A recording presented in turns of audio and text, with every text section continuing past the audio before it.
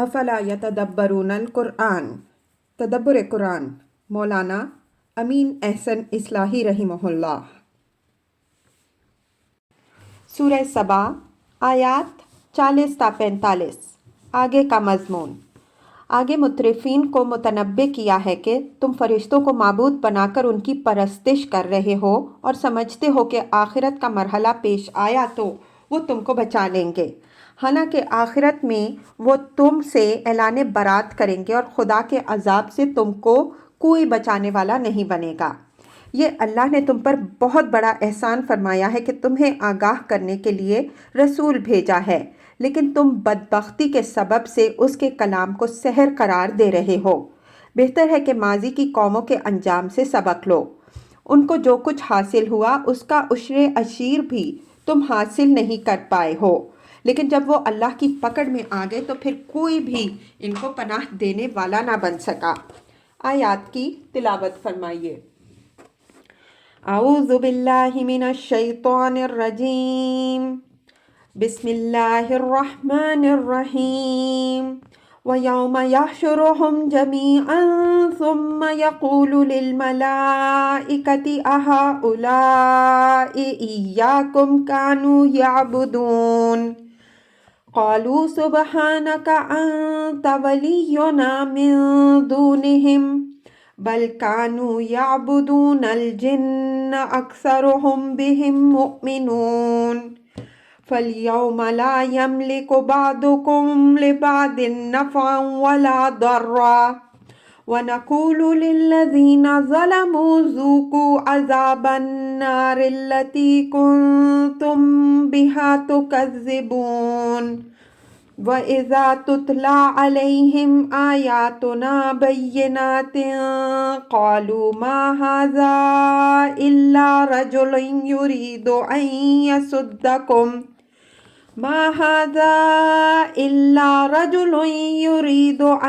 يَصُدَّكُمْ عَمَّا كَانَ يَعْبُدُ آبَاؤُكُمْ وَقَالُوا مَا هَذَا إِلَّا إِفْكٌ مُفْتَرًى وَقَالَ الَّذِينَ كَفَرُوا لِلْحَقِّ لَمَّا جَاءَهُمْ إِنْ هَذَا إِلَّا سِحْرٌ مُبِينٌ وَمَا آتَيْنَاهُمْ مِنْ كُتُبٍ يَدْرُسُونَهَا وَمَا أَرْسَلْنَا إِلَيْهِمْ قَبْلَكَ مِنْ نَذِيرٍ وَكَذَّبَ الَّذِينَ مِنْ قَبْلِهِمْ وَمَا بَلَغُوا مِعْشَارَ مَا آتَيْنَاهُمْ فَكَذَّبُوا رُسُلِي فَكَيْفَ كَانَ نَكِيرِ۔ ترجمہ۔ اور اس دن کو یاد رکھو جس دن وہ ان سب کو اکٹھا کرے گا، پھر فرشتوں سے پوچھے گا کہ کیا یہ لوگ تمہاری پرستش کرتے رہے ہیں؟ وہ جواب دیں گے کہ تو پاک ہے، ان کے بالمقابل تو ہمارا کارساز ہے، بلکہ یہ جنوں کی پرستش کرتے رہے ہیں ان کی اکثریت انہی پر ایمان رکھتی تھی۔ پس آج تم میں سے کوئی ایک دوسرے کو نہ تو کوئی نفع پہنچا سکے گا نہ نقصان، اور ہم ان ظالموں سے کہیں گے کہ اب اس دوزخ کے عذاب کا مزہ چکھو جس کو جھٹلاتے رہے ہو۔ اور جب ان کو ہماری روشن آیات سنائی جاتی ہیں تو یہ کہتے ہیں کہ یہ تو محض ایک شخص ہے جو چاہتا ہے کہ تم کو ان چیزوں سے روک دے جن کو تمہارے باپ دادا پوجتے آئے، اور انہوں نے کہا کہ یہ تو بس ایک من گھڑت جھوٹ ہے۔ اور ان کافروں نے حق کی بابت جب کہ وہ ان کے پاس آ گیا کہا کہ یہ تو بس کھلا ہوا جادو ہے، اور ہم نے ان کو کتابیں نہیں دی تھی جن سے وہ پڑھتے ہوں، اور نہ ان کی طرف تم سے پہلے کوئی آگاہ کرنے والا بھیجا، اور ان سے پہلے والوں نے بھی جھٹلایا، اور یہ تو اس کے عشر عشیر کو بھی نہ پہنچے جو ہم نے ان کو دیا تھا۔ تو انہوں نے میرے رسولوں کی تکذیب کی، تو دیکھو کیسی ہوئی ان پر میری پھٹکار۔ الفاظ کی تحقیق اور آیات کی وضاحت۔ وَيَوْمَ يَحْشُرُهُمْ جَمِيعًا ثُمَّ يَقُولُ لِلْمَلَائِكَةِ أَهَؤُلَاءِ إِيَّاكُمْ كَانُوا يَعْبُدُونَ۔ جمیعاً کی تاکید اس حقیقت کو ظاہر کرتی ہے کہ قیامت کے دن کفار و مشرکین بھی اکٹھے کیے جائیں گے اور ان کے خلاف گواہی دلوانے کے لیے اللہ تعالیٰ ان لوگوں کو بھی اکٹھا کرے گا جن کی عبادت کے وہ مدعی رہے ہوں گے یا جن کی طرف انہوں نے اپنی بدعات منسوب کی ہوں گی۔ سورہ مائدہ میں حضرات انبیاء علیہم السلام کی شہادت کا ذکر گزر چکا ہے کہ وہ اللہ تعالیٰ کے سامنے ان تمام بدعات سے اپنی برات کا اعلان کریں گے جو ان کے بعد ان کے مبتدا پیرووں نے ایجاد کی ہوں گی۔ اسی طرح اللہ تعالیٰ فرشتوں کو بھی اکٹھا کر کے ان سے سوال کرے گا کہ یہ مشرکین، اشارہ مشرکین عرب کی طرف ہے، مدعی ہیں کہ یہ تمہاری عبادت کرتے رہے ہیں، کیا ان کا یہ دعویٰ صحیح ہے؟ اس سوال کا مقصد ظاہر ہے کہ مشرکین پر اتمام حجت ہوگا کہ جن کو وہ شریک و شفیع سمجھ کر زندگی بھر پوچھتے رہے، ان کو نہ تو ان کی عبادت کی خبر ہے، نہ انہوں نے اس کا ان کو حکم دیا، اور نہ وہ ایک لمحے کے لیے یہی گوارا کرنے کے لیے تیار ہیں کہ کوئی ان کو پروردگار عالم کا شریک بنا کر ان کی عبادت کرے۔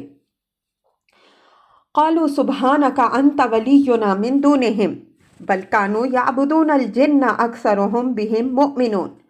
فرشتے اس سوال کا فوراً یہ جواب دیں گے کہ سبحانک، تو اس سے پاک اور عرفہ ہے کہ تیرا شریک و سہیم ہو۔ فرشتوں کے اس جواب سے ایک حقیقت تو یہ واضح ہوئی کہ شرک ایک ایسی گھناؤنی چیز ہے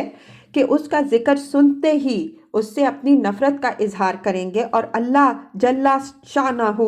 کو اس سے عرفہ قرار دیں گے کہ کوئی اس کا شریک و سہیم ہو۔ دوسری یہ بات واضح ہوئی کہ وہ اپنے اوپر اس کو ایک سنگین تہمت خیال کریں گے کہ کچھ ظالموں نے ان کو شرک کی گندگی میں ملوث کرنے کی کوشش کی۔ تیسری یہ بات نکلی کہ جن احمقوں نے ایسا کیا ہے اس کی ذمہ داری تمام تر انہی پر ہے۔ فرشتے اس سے بری ہیں کہ وہ کسی کو اپنی عبادت کا حکم دے۔ انت ولینا من دونہم، یہ فرشتوں نے اپنے رب سے استغاثہ کیا ہوگا کہ ان ظالموں کے مقابلے میں جنہوں نے یہ اس جرم میں ہمیں ملوث کرنے کی کوشش کی ہے، تو ہمارا یار و ناصر اور مولا و مرجع ہے، ہم ان سے بری ہیں، تو ہمیں ان کی تہمت سے بری فرما۔ من دونہم یہاں مقابل کے مفہوم میں ہے۔ بل کانوا یعبدون الجن اکثرہم بہم مؤمنون، یعنی ان کا یہ زعم تو بالکل باطل ہے کہ یہ ہماری پرستش کرتے رہے ہیں، البتہ یہ امر واقعی ہے کہ یہ لوگ جنوں کی پرستش کرتے رہے ہیں اس لیے کہ ان کی اکثریت انہی پر ایمان رکھنے والی تھی۔ فرشتوں کا یہ جواب بالکل حقیقت کے مطابق ہوگا، اس لیے کہ فرشتوں کے نام سے انہوں نے جو بت بنائے، مثلاً لات، منات اور عزا وغیرہ، یہ تو محض ان کے اپنے فرض کیے ہوئے نام تھے جن کا کوئی مسمى موجود نہیں تھا۔ البتہ اپنے کاہنوں کے توسط سے انہوں نے جنوں سے رابطہ قائم کیا اور چونکہ ان کو وہ علم غیب کا ذریعہ سمجھتے تھے اس وجہ سے ان کے چڑھاوے اور قربانیاں بھی پیش کرتے تھے اور ان کی جے بھی پکارتے تھے۔ اکثرہم بہم مؤمنون، یعنی یہ ان پر اس حیثیت سے ایمان رکھتے تھے کہ وہ غیب کی خبروں کے لانے والے اور بذات خود نافع و دار ہیں۔ فَالْيَوْمَ لَا يَمْلِكُ بَعْضُكُمْ لِبَعْضٍ نَفْعًا وَلَا ضَرًّا وَنَقُولُ لِلَّذِينَ ظَلَمُوا ذُوقُوا عَذَابَ النَّارِ الَّتِي كُنْتُمْ بِهَا تُكَذِّبُونَ،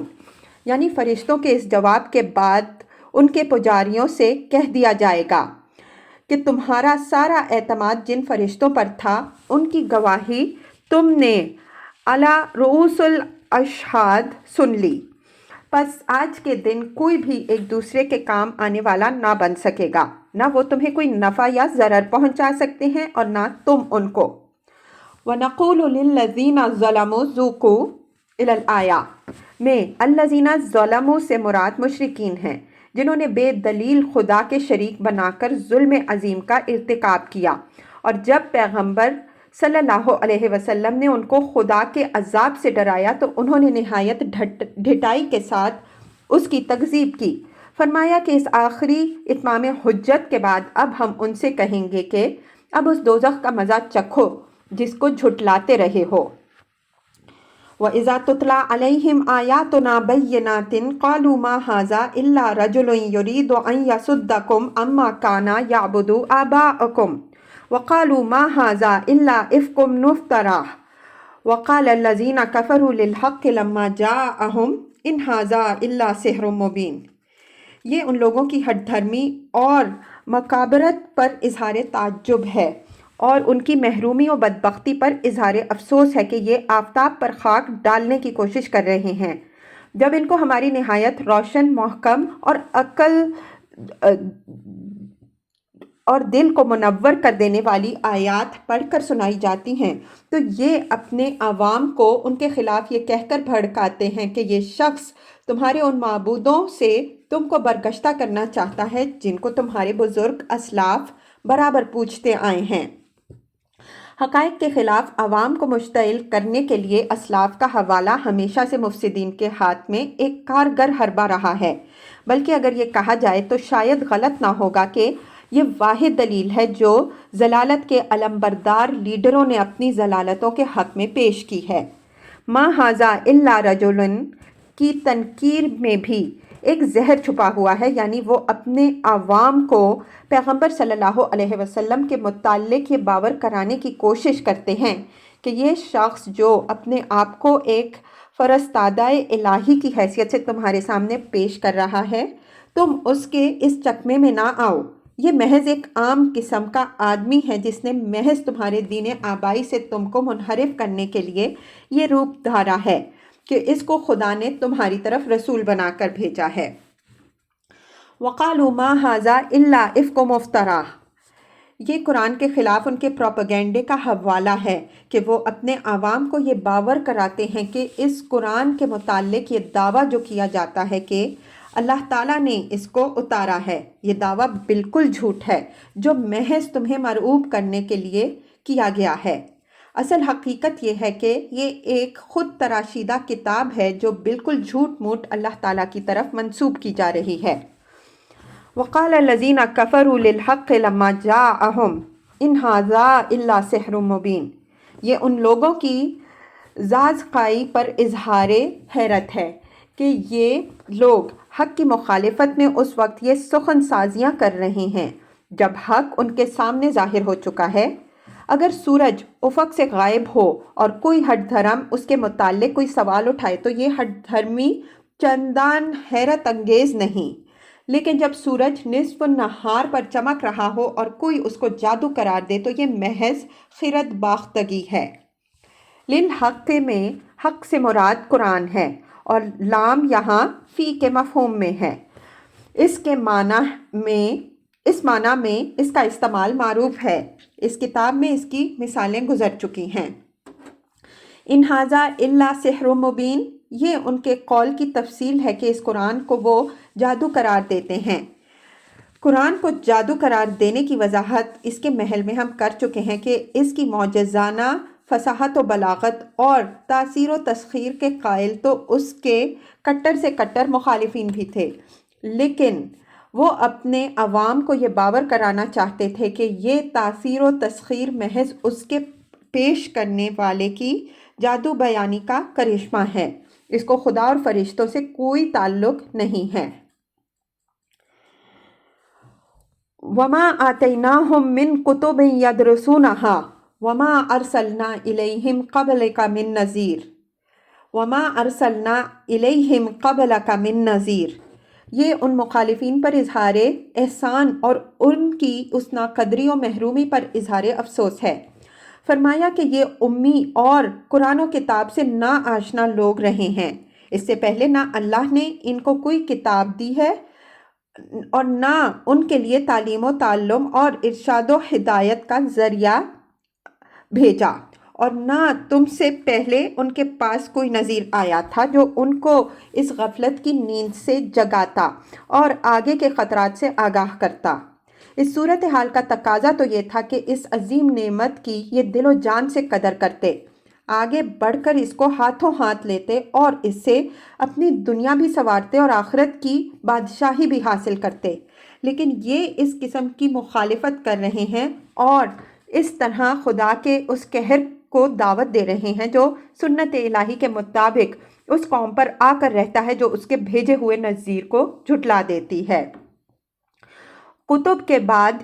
یدرسونہا کی صفت سے اس حقیقت کی طرف اشارہ مقصود ہے کہ اب تک ان کو اس طرح کے آسمانی صحیفے نہیں عطا ہوئے تھے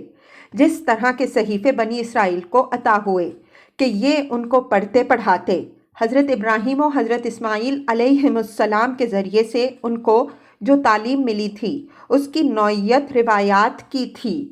جو امتداد زمانہ سے تقریباً فراموش بھی ہو چکی تھی، اور بدعات کے غلبے نے ان کا حلیہ بالکل بگاڑ کے رکھ دیا تھا۔ اللہ تعالیٰ نے یہ چاہا کہ ان کو اپنی کتاب دے کر ان پر اپنی نعمت تمام کر دے، لیکن ان کا حال یہ ہے کہ یہ اس کو سحر اور افطرا قرار دے رہے ہیں۔ وَكَذَّبَ الَّذِينَ مِن قَبْلِهِمْ وَمَا بَلَغُوا مِعْشَارَ مَا آتَيْنَاهُمْ فَكَذَّبُوا رُسُلِي فَكَيْفَ كَانَ نَكِيرِ۔